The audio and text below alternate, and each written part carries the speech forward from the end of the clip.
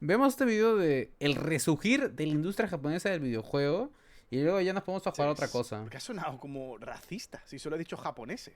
¡Japoneses! Esos sucios, coña. Creo que todos estamos de acuerdo en que si pusiésemos en una balanza la importancia, relevancia TikTok e me acabó el influencia cerebro, de sí puede ser, todas las industrias de videojuegos, llegaríamos a la conclusión de que la más importante, con diferencia, es la japonesa. Sin ella, esta industria no sé si seguiría existiendo, probablemente sí, pero de lo que yo también quiero ver estoy mi seguro anime. es que ¿Saben qué sería anime estoy viendo muchísimo ahorita? peor de lo que es. Yo ahorita Y aunque yo ahorita estoy viendo, ahora que veo cosas de Japón, ahorita estoy viendo Full Metal Alchemist. estemos en la gloria nipona, no siempre fue así. Durante Hermoso, más de una weón. década, la industria japonesa parecía el típico amigo pesado que se llevaba el ukelele siempre que podía. Perdido, desfasado y dando un poquito de pena. La industria se había quedado muy atrás respecto a la occidental e incluso parecía que difícilmente volverían a ser relevantes. El propio Inafune, cuando aún trabajaba en Capcom y después de ver todos los juegos del Tokyo Game Show de 2009, soltó esta joyita. Personalmente, cuando miré a mi alrededor y vi todos los juegos que había en el Tokyo Game Show, pensé: Japón se acabó. Estamos acabados. Nuestra industria está acabada. ¿Y qué sería? ¿Y quién le diría que el destino le diría totalmente lo contrario, mano? Ahorita creo que los videojuegos están en su prime. Lo peor es que el cabrón aún trabaja. Pero Fortnite, puta, realmente le cagó el cerebro a todos los niños, mano. A todos.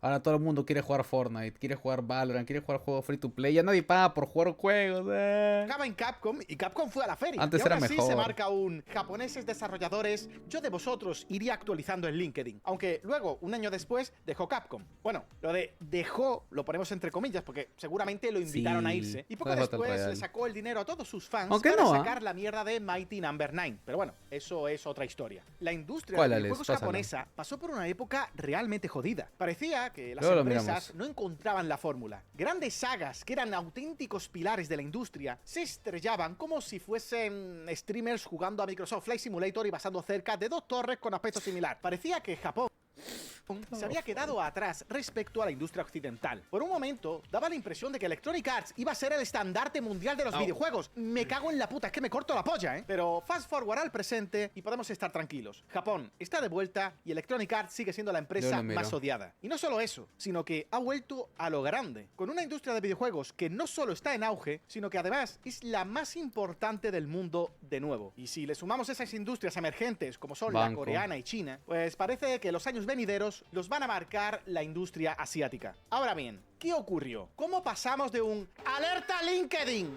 ¡Alerta Ajá, se ve bacán ese LinkedIn! A canal. la actualidad, donde las mayores influencias de los videojuegos de los últimos años sean en su mayoría juegos japoneses. Pues para entenderlo, me he leído este libro, que a su vez es un ensayo sobre la historia de la industria de videojuegos sí, japonesa. pelotudo. Así que Perdón. me he sacrificado por vosotros. No me he dado Podría estar cuenta. jugando al Metaphor, que lo tengo pendiente, pero aquí estoy, leyéndome ensayos. Es el otro video Así que quiero ver. empecemos por el inicio para los más despistados. Podríamos intentar clasificar las etapas de los videojuegos en varias eras, para hacerlo más fácil. Primero, la era todo esto antes era campo.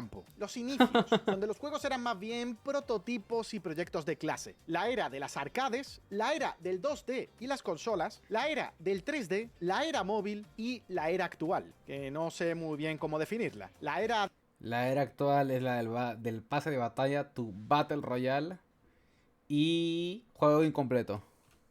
de las microtransacciones, de los juegos como servicio, de los gachapones, la era donde si no metes escalado por IA los juegos van como el orto. Bien, empecemos con la primera gran era de los videojuegos, la era de las arcades. Esto no solo fue simplemente el inicio de una industria, sino que Es fue que todo un todos se fenómeno ven- cultural. Una época en la que no necesitabas consolas ni PCs de 2000 euros con tarjetas gráficas que implementaran Ray Tracing, Todo se ve en Path blur, Tracing, porque si lo pones grande se ve DLSS, blur. Quantum Overdrive, Super Sampling Turbo, Virginity Extra. Solo una máquina gigante, una palanca que funcionaba mal, dos botones pegajosos y un montón de monedas. Y Todo antes si de que los viniese amplias se Japón ve a blur. decir, aquí mandan mis Porque cojones eso. japoneses. Primero tenemos a Pong, un juego simplísimo de Atari que era un ping-pong para pobres. Pues Pong fue quien marcó el inicio No. comercial de los videojuegos y aunque su origen es estadounidense, tuvo un impacto realmente brutal en Japón. En los 70, Pong llegó a Japón gracias a la importación de máquinas recreativas y empresas como Sega, cuando todavía no era un gigante en consolas, y Taito, se dieron cuenta de que o hostia, aquí hay potencial, ¿eh? El propio CEO de Sega dijo textualmente: hermano, esto está guapísimo, cabrón. Y aquí entra Tomohiro Nishikado, creador de Space Invaders. Nishikado no solo diseñó un juego revolucionario, sino que también desarrolló el hardware necesario para hacerlo funcionar. Y esto es lo que diferencia a Space Invaders de Pong, que mientras Atari reutilizaba tecnología existente,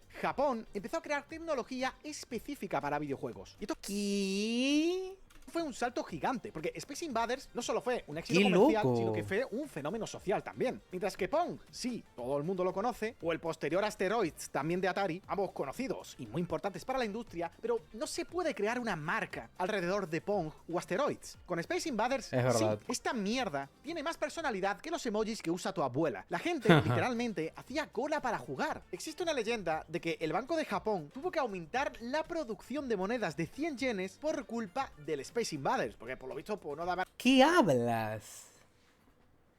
Mano, es que el entretenimiento es otra cosa, weón. Qué vaina. Pero nada, es eso. Una leyenda urbana bastante extendida. Incluso hay documentales que hablan de esta afirmación, pero que con los años esto fue desmentido. Lo que sí, las arcades se llenaron de raritos y el juego desató una auténtica fiebre. Y para 1980, las arcades japonesas ya dominaban el mercado global, pero también habían transformado la percepción de los videojuegos. Ya no eran simples juguetes, eran un entretenimiento universal. Luego vino Namco con Pac-Man, Toru Iwatani, que su historia ya es archiconocida. El puto Pac-Man, weón. Tantos años tiene el Pac-Man, no sabía. Una pizza, se comió un trozo, la miró y dijo: ¡hostias! ¡Que me la he pedido con piña! Pero después del disgusto, vio ahí la imagen tan reconocida del que conocemos como Pac-Man, el que sería otro icono mundial. ¿Estás jodiéndome que esa es la historia de cómo nació el puto Pac-Man? Se pidió una pizza, sacó una rebanada y sacó... No te lo puedo creer, weón. ¿Estás jodiéndome que así nació el puto...?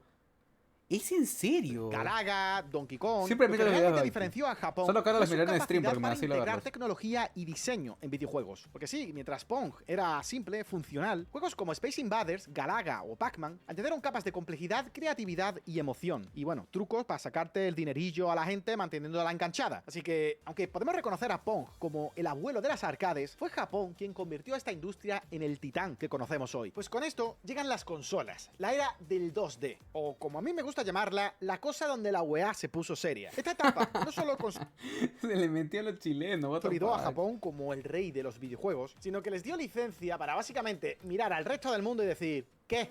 ¿Alguien más tiene Mario? ¿Eh? No, ¿verdad? Pues calladito. Aquí se habla cuando yo quiera. Mientras que en ese momento estaba ocurriendo la gran crisis del videojuego, el llamado crack del 83. Es curioso porque cuando piensas en otras crisis, como el Jueves Negro... YouTube, por favor, no me demonetice. No es un jueves racista, es que se llamaba así, el Jueves Negro. Pues cuando piensas en esta crisis, te viene a la mente las imágenes de gente saltando por las ventanas de los rascacielos. Pero con el crack del 83, lo que te viene a la mente es la de un trozo de mierda con ojos que no para de señalar al cielo y decir: ¡mi casa! ¡Mi casa! Esta crisis del videojuego no la causó ET en sí mismo, sino que fue la masificación de lanzamientos de juegos de mala calidad, pero sí que fue el punto álgido, el trozo de mierda este con ojos. Pero mientras tanto, en Japón, allí estaban con otra cosa. Nintendo se sacó de la manga la Famicom, la NES, y además una solución a este problema: el filtro Nintendo. Un señor dentro de Nintendo, llamado Paquito, se encargaría de revisar la calidad de los juegos antes de publicarlos y ponerles este sello de calidad. Pues ale, problema solucionado. Grande, Paquito. Y le acompañaría un fontanero icónico, italiano, que a estas alturas tiene ya más títulos laborales que experiencia real. Fontanero, médico, golfista, piloto de karts, putero. Venía con un hermano. What the fuck, putero, pe. No, pero a nadie le importa el hermano. Yo qué sé, Messi tiene hermanos también. ¿Alguien sabe cómo se llaman? No. Porque a nadie le importan. Pues con Mario igual. Super Mario Bros. No era un simple juego. Fue una masterclass que aún a día de hoy se sigue utilizando como explicación de diseño de niveles. Miyamoto se sacó la poronga e hizo un título que marcaría un antes y un después en la historia de los videojuegos. Y quizás suene exagerado, pero la era pre-Mario y post-Mario en los videojuegos en cuanto a salto de calidad es una bestialidad, ¿eh? Pero es que no solo fue con Super Mario. Fue la época de definir géneros que a día de hoy aún se mantienen como estándar. Y gran parte de estos se definirían en Japón. Legend of Zelda sentaría las bases de juegos de aventura e exploración. Mano, jamás he jugado Legend of Zelda. Fíjate que me da curiosidad porque veo que es una saga que siempre que sale algo, todo el mundo se lo pone a jugar. Y hubo uno bien reciente que sacaron que me dio Enix, con curiosidad. Dragon Quest, casi provoca el colapso de Japón con cada lanzamiento y hacen todas las bases del género JRPG. Street Fighter, Mega Man, Metroid, Castlevania, Final Fantasy, Sonic. Y luego ya llegaría Pokémon. La saga, no de videojuegos, Amén. sino de la historia del entretenimiento más rentable con diferencia. Y esto ya pues sería el despiporre, ¿no? Pero esta época fue la que definió el videojuego Oye, ese Pokémon, ¿cómo se llamaba ese? tal y como No lo me conocemos acuerdo. hoy, donde dejó de verse únicamente como una estrategia. Sí, los videos de para Baity sacarle son los dineros a buenísimos, los son bien chavales en chéveres los para salones, verlos. y empezaron a traer Mano, ya los videos de Baity son perfectos para cuando tú lo pones en la mañana mientras desayunas o lo pones en tu teléfono mientras comes. en el desarrollo, como Por eso me diseño de encanta. niveles, crear bandas sonoras completas, crear personajes Son muy centrados en ser atractivos para un determinado Uy, público. yo. Y durante muchos años, las consolas estarían dominadas por Sega y Nintendo, para posteriormente entrar Sony. Y fue precisamente con Sony que entramos en la era del 3D. Ya he hablado muchas veces del impacto que fue el salto del 2D al 3D, así que no lo voy a repetir. Pero fue una Ese Crash, mano, me acuerdo de haber jugado ese época Crash. gloriosa para Japón, donde si miras el top 5 de juegos más vendidos de PlayStation, los 5 eran japoneses. Y yéndonos a PlayStation 2, si quitas los GTA, el top 10 de juegos más vendidos son todos japoneses. Vaya, que si te gustaban los videojuegos, te gustaba el producto japonés. Veías esto y te daba hambre. ¡Kojima! ¡Cabrón! ¡Que no somos de piedra! Y bueno, no olvidemos las portátiles. Nintendo estaba tan... El DS, loco. Yo he tenido dos DS. El 3D y el normal. Mano, yo me acuerdo clarito. Lo más doloroso de mi vida, ¿saben qué fue? Yo tenía el... ¿Cómo se llama esto?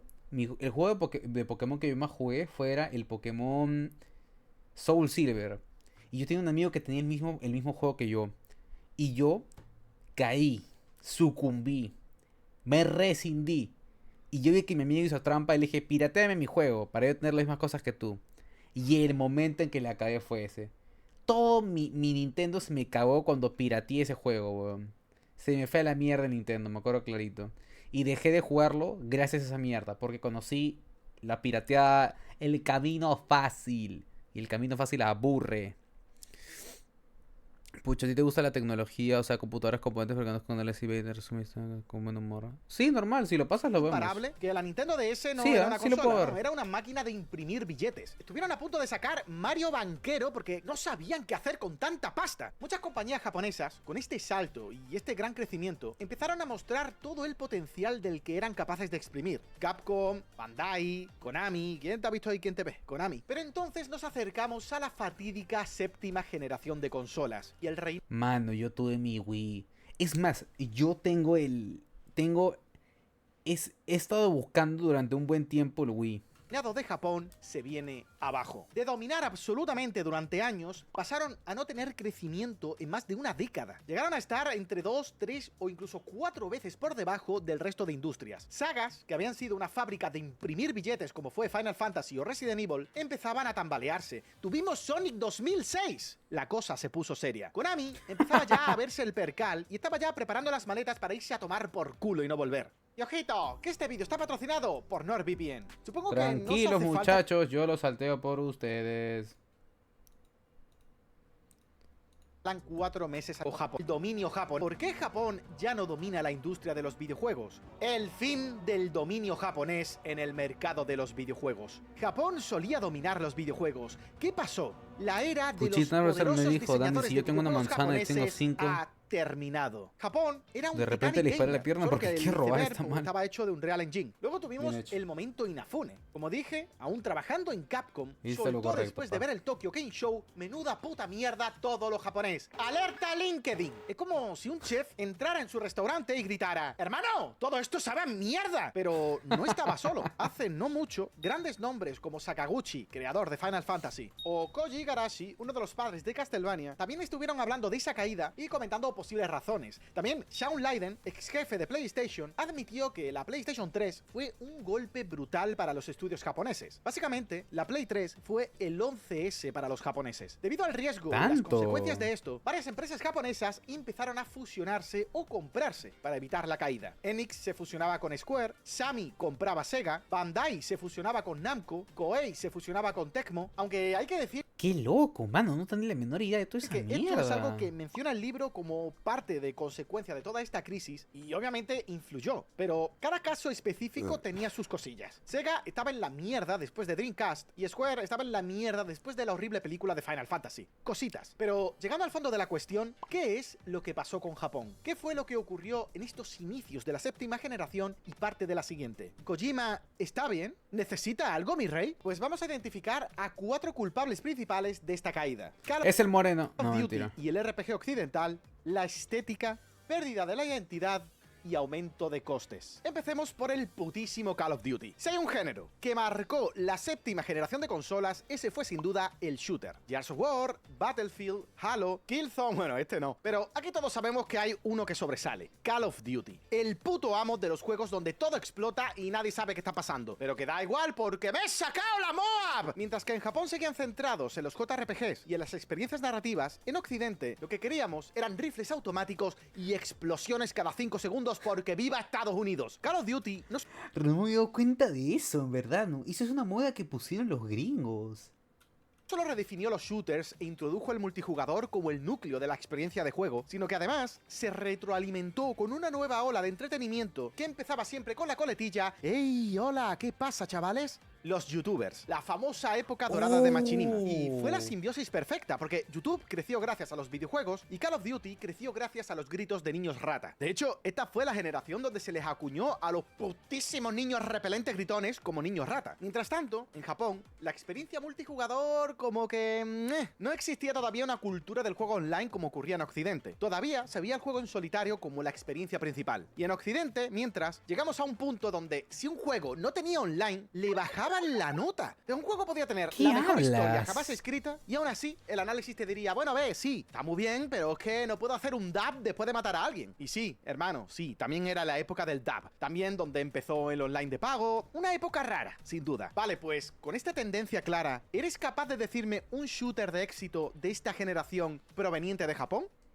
Pues eso, quizás algún espabilado conozco. haya dicho, pues mira, Baiti, Resident Evil 5. ¿Y sabes lo que te digo? Que tienes razón. Mini punto para ti, cabrón. Pero precisamente Resident Evil es un caso interesante porque este fue un acercamiento a Occidente. Esto fue lo que dijo Masashika Kawata, uno de los productores de Resident Evil. Mirando los datos de marketing de los juegos de terror, el mercado es pequeño. En comparación a la cantidad de unidades que vende Call of Duty y todos esos juegos de acción, un Resident Evil Survival Horror no parece ser capaz de vender ese tipo de números. Jun Takeuchi, también productor de Resident Evil 5, comentaba como Resident Evil 5 fue una evolución estratégica hacia las tendencias del mercado en ese momento, donde... Qué loco. ¿Qué es eso? A ver qué pasaste.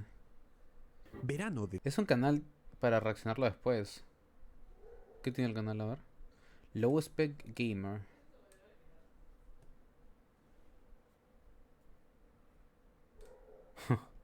Historia de informática. Ah, se ve. Oye, las minis están bien chéveres. Ah, puede ser. Luego lo vemos. Obviamente, también se encuentra el éxito de Call of Duty. Sobre si esto fue una Oye, pero yo estoy de acuerdo con esa huevada, mano. A mí lo que no me gustaba mucho del COD a día de hoy. Y cada quien tiene sus gustos, creo yo, ¿no? Pero, mano, se volvió muy repetitivo. Demasiado repetitivo. Yo no podría comprarme un COD a día de hoy. Siento que es una falta de respeto. Es más, me arrepiento de haberme comprado el FIFA. O sea, me divertí durante 2 semanas un montón con el FIFA. Pero no lo volvería a comprar. Ni mucho menos ahora porque está como 70 soles y yo lo he comprado a 260. Eso fue lo que más me dolió. buena o mala decisión ya os lo dejo a vosotros. En mi opinión, Resident Evil 5 es una puta mierda de juego, aunque muy divertido de jugar en cooperativo. Y no puedo acabar sin mencionar al RPG occidental, ya que es innegable que la presencia que logró en esta generación no lo había logrado antes ni de cerca. Skyrim, Fallout, Mass Effect, Witcher... Fue una generación donde muchas empresas de RPG occidentales crecieron hasta hacerse enormes. O sea, quiero decir, existían ya RPGs occidentales antes de esta generación. De hecho, lo tuve que comprobar porque no me lo creía, pero antes de Fallout 3 hubo por lo menos 2 Fallouts. ¡Hostia puta! Y antes de Elder Scrolls 5, Skyrim, también hubo unos pocos antes. Por cierto, Oblivion es mejor que Skyrim. Y Morrowind está ahí también. Y No lo esto juego. no son opiniones, son... Ninguno de esos juegos los llegué a jugar, la verdad. Para mí, desde que volvieron a sacar el COD de Segunda Guerra Mundial 2019, creo todo es igual.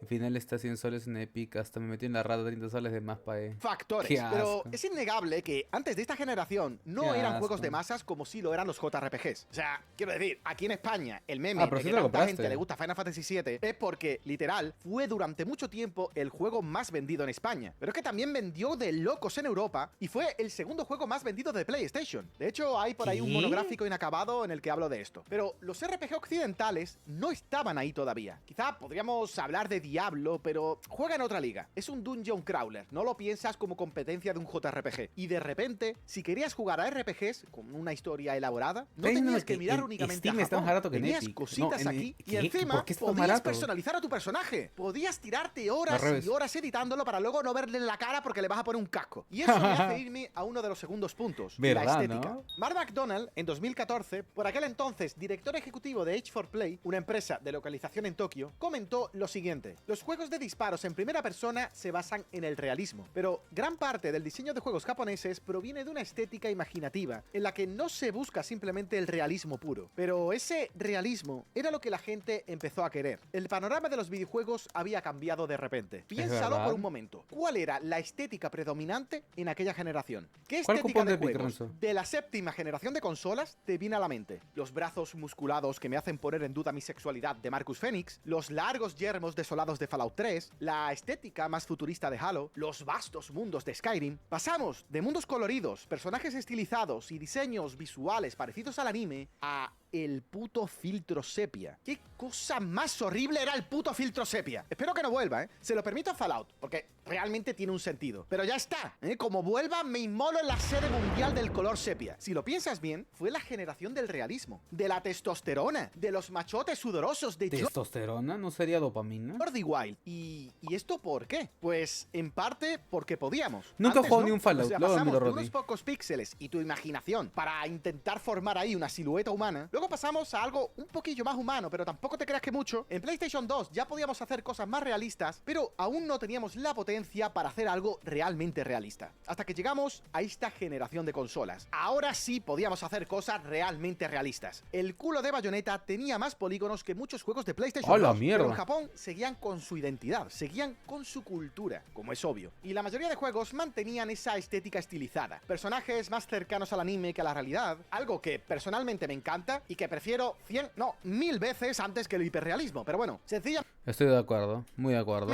esa época no era lo que se demandaba, porque llevábamos 30 años con eso y ahora la gente quería realismo. Y esto me lleva al tercer punto, la pérdida de identidad. Todo esto que hemos comentado antes llevó a que las compañías japonesas intentaran muy cierto, adaptarse man. al mercado occidental. La occidentalización de los juegos japoneses. La occidentalización de Capcom. Hemos comentado ya el caso más obvio con Resident Evil 5, pero no fue el único. El maestro Hideo Kojima... ¿Está bien, mi rey? ¿Te traigo agua? ¿Necesitas algo? Kojima contrató a Ryan Python, productor estadounidense, para el desarrollo de Metal Gear Solid 4. ¿El motivo? Intentar ampliar el atractivo de Occidente hacia el juego. Obviamente, seguía siendo Metal Gear Solid y está Kojima ahí. Y cuando Kojima está involucrado, la cosa tiene Kojimadas.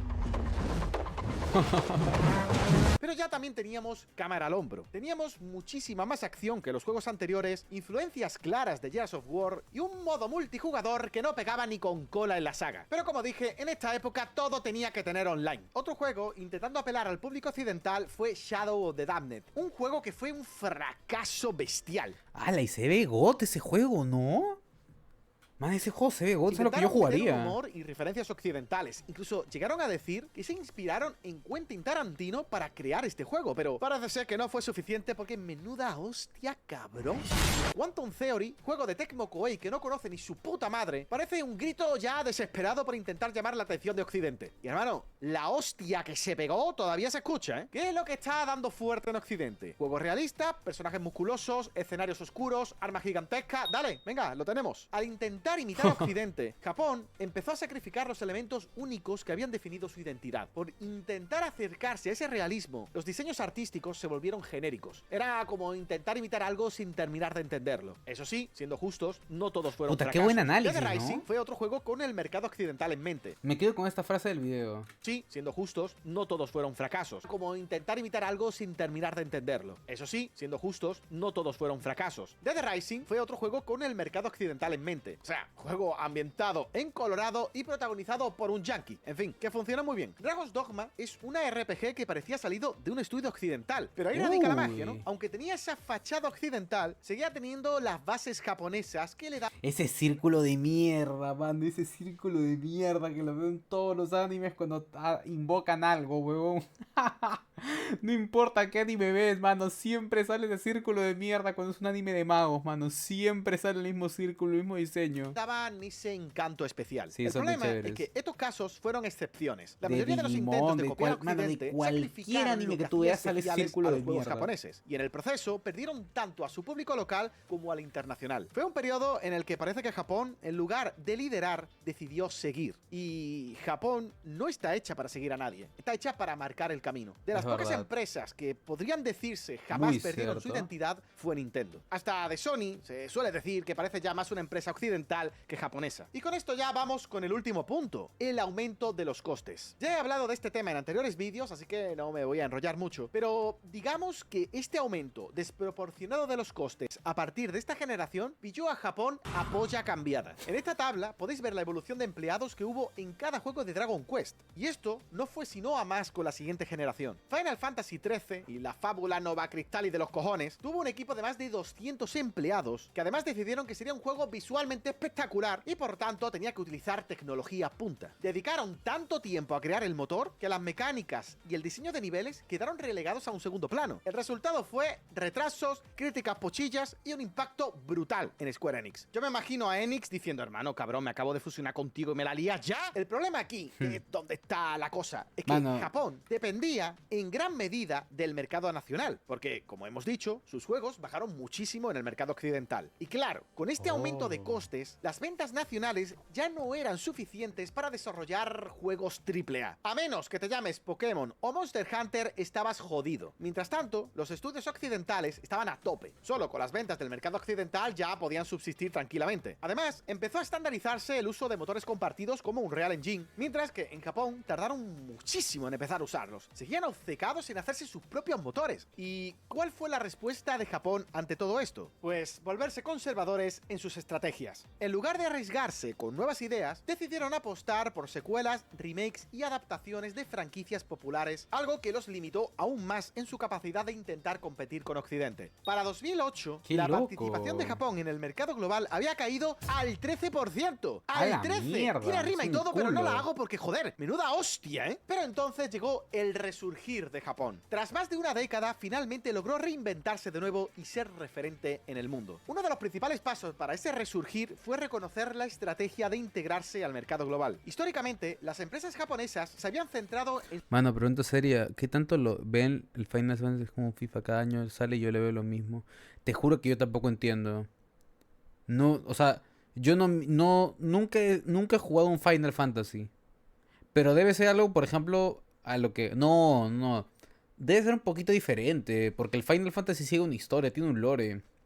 El FIFA no tiene lore, el FIFA es puto fútbol. en su mercado local. El libro este lo define como galapagosización. Yo no sé si existe esta palabra, pero suena dura de cojones. Las empresas Y sí. asiáticas se abrieron a colaborar más abiertamente con empresas occidentales para así ampliar su público. Y finalmente se abrieron al PC. Se abrieron a Papi Gabe. Japón y PC. O sea, ¿quién lo diría? Esto en su momento era más improbable que una colaboración entre el Fortnite y Peppa Pig. Pero aquí estamos. Bueno, ¿ustedes se imaginan si Fortnite colabora con Peppa Pig?